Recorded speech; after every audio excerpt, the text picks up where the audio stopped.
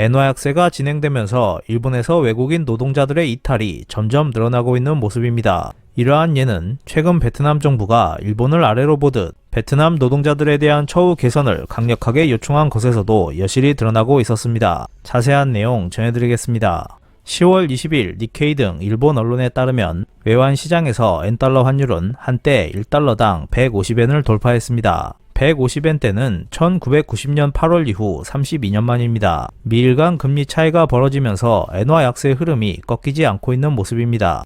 엔화 환율은 지난 9월 1일 24년 만에 1달러당 140엔대까지 떨어졌고 그로부터 2개월여 만에 추가로 10엔이나 더 하락해 150엔대에 도달했습니다. 미 연방준비제도 이사회가 인플레이션을 잡기 위해 당분간 대규모 금리 인상을 계속할 것이라는 전망이 힘을 얻고 있고 이와 반대로 구로다 일본은행 총재는 사퇴해야 한다는 의원들의 주장에도 사퇴할 마음이 전혀 없다며 금융 완화를 유지할 태세를 굽히지 않고 있습니다. 이렇게 되면 앞으로 엔달러 환율이 1달러당 160엔대에 도달하는 것은 시간 문제일 것으로 보입니다. 엔화 가치가 계속 하락함에 따라 일본에서도 다양한 상품과 서비스 가격이 인상되고 있습니다. 앞으로 가격 인상은 계속될 것이고 같은 상품도 몇 차례 더 인상될 것입니다. 반면 일본의 임금은 크게 늘지 않으면서 물가 상승을 따라가지 못해 가게를 압박하고 있는 상황입니다. 현재 일본에서는 유통기한이 지난 제품이 저렴한 가격에 불티나게 팔리고 있다는 소식도 전해지고 있습니다. 엔화 약세와 물가 상승은 상품 가격 인상이나 가게를 어렵게 하는 것뿐만 아니라 업계, 직종에 따라 인력 부족 현상을 겪게 할 수 있습니다. 저출산 고령화로 노동 인구가 감소하고 있는 일본에서는 단계적으로 외국인 노동자를 받아들이고 있습니다. 지금도 일본에서는 외국인 노동자를 반대하는 일본인들이 적지 않지만 그러한 국민 정서 때문에 처음에는 단순 노동에 한해 그것도 표면적으로 수용하지 않고 기술, 기능 제공이라는 명목으로 기능 실습 제도를 만들어 해외 노동자들을 받아들였습니다. 하지만 기능 실습 제도는 일본인들이 꺼려하는 일자리에 노동력을 확보하는 목적으로 변질되어 버렸고 이 때문에 일본에 일하러 간 외국인 노동자들이 도망치는 경우가 다수 발생하고 있습니다. 일본 정부는 2019년 정상적으로 노동력 확보를 하겠다며 특정 기능 제도를 도입했습니다. 특정 기능에는 특정 기능 1호와 특정 기능 2호 두 단계가 있습니다. 특정 기능 2호는 체류 기간에 제한이 없고 일하는 본인뿐만 아니라 가족과 함께 체류하는 것도 인정하고 있습니다. 올해 8월에는 분야별 수용 인원과 분야 통합, 체류기간 제한 철폐 등에 대한 검토 이야기도 있었습니다. 하지만 감염증 사태에 이은 엔화 약세의 흐름이 나타나면서 일본 정부는 특정 기능에서 수용 인원 목표를 달성하지 못했습니다. 최근에는 엔화 약세가 외국인 인력에 미치는 영향을 여실히 드러낸 사건이 발생했습니다. 지난 9월 베트남 노동장관이 일본 정부에 베트남 노동자에 대한 처우 개선 요청을 두 차례나 한 것입니다. 베트남이 일본에 요청한 것은 베트남 실습생에 대한 주민세와 소득세 면제였습니다. 여기에 최저임금 인상, 기능 실습 대응 직종을 외식업, 운전기사, 철도, 폐수 처리 등으로 넓히는 것, 그리고 기능 실습과 특정 기능 제도를 개선해 달라는 것도 포함되어 있었습니다. 이와 같은 요청이 베트남에서 나오자 일본 내에서는 베트남이 일본을 발 밑으로 보고 있다는 반발도 나오고 있습니다.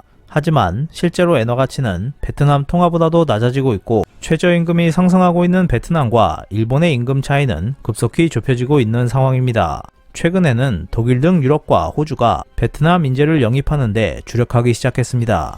2022년 기준 독일의 최저임금은 9.82 유로이고 호주의 최저임금은 20.33 호주 달러인 반면 일본의 최저임금 평균은 930엔으로 큰 차이가 나고 있습니다. 한국의 최저임금도 9,160원으로 일본보다 높습니다. 이 때문에 외국인 노동자들에게 일본의 매력은 예전보다 낮아지고 있는 상황입니다. 일본에서는 외국인 근로자 수용에 반대하는 사람들도 적지 않기 때문에 외국인 근로자가 일본을 선호하지 않게 되는 것을 오히려 환영하는 목소리도 있습니다. 하지만 기능 실습 제도라는 것이 생겨난 이후 30년 가까이 외국인 노동자를 계속 받아온 일본 업계에 있어서는 외국인이 일본에 방문하지 않게 되는 것에 대한 영향은 클 것입니다. 그리고 최근 들어 일본 내 노동력에 대한 재검토가 시작되고 있는 모습입니다. 생활용품 대기업인 아이리스 오야마 기업은 공장을 중국에서 일본으로 옮길 것으로 알려졌습니다. 이는 해외 비용이 상승하면서 일본 내 비용이 상대적으로 떨어졌음을 말해주는 것이라고 할 수 있습니다. 이 밖에도 세이코 앱손이나 JVC 캐노드 등이 해외 공장을 일본으로 옮기는 모습이 나타나고 있습니다.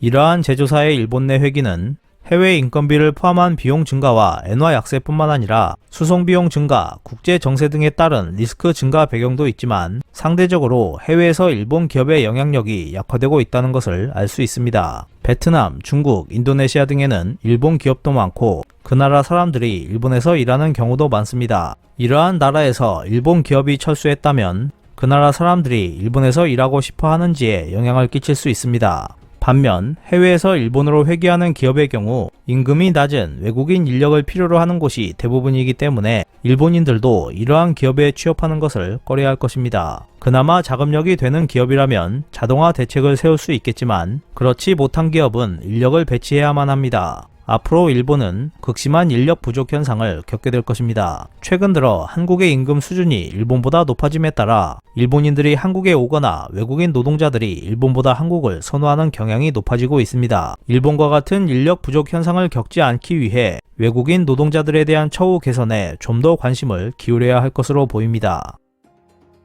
이상 피커TV였습니다.